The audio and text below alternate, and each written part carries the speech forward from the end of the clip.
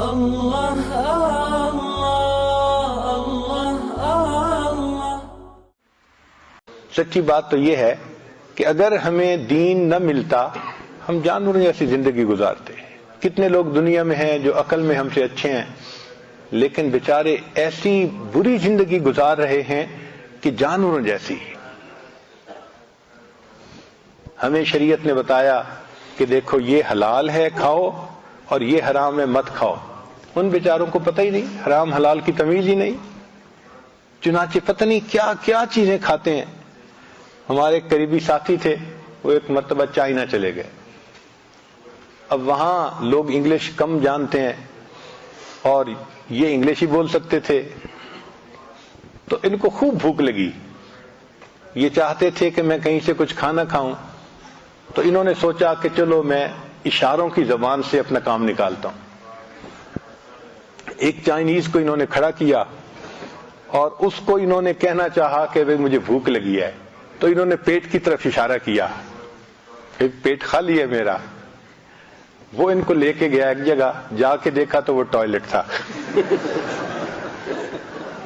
وہ سمجھا ان کے پیٹ میں خرابی ہے اور یہ بیچارہ ٹوائلٹ جانا چاہتا ہے۔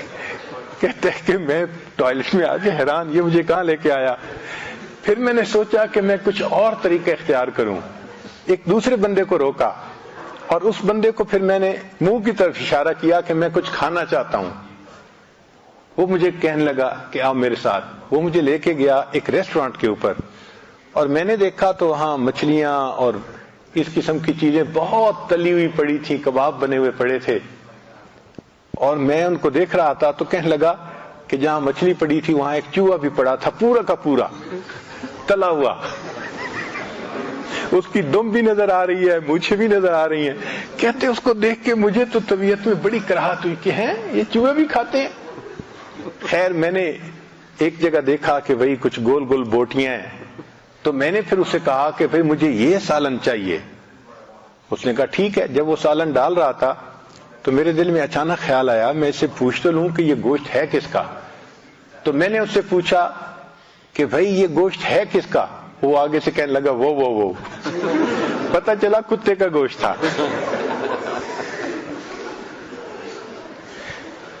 تو اب بتائیں کہ ایسے بھی لوگ ہیں بیچارے چوہے کھاتے ہیں، کتے کھاتے ہیں، بندر کھاتے ہیں، سور کھاتے ہیں۔ یا اللہ تیرا کتنا ہم پر کرم، ہم تو ساری زندگی سجدے میں پڑے رہے، اللہ ہم آپ کا شکر ادا نہیں کر سکتے کہ آپ نے ہمیں ایسا دین عطا کیا، ایسی نعمت عطا فرمائی کہ بس معلوم کرو اور عمل کرتے چلے جاؤ۔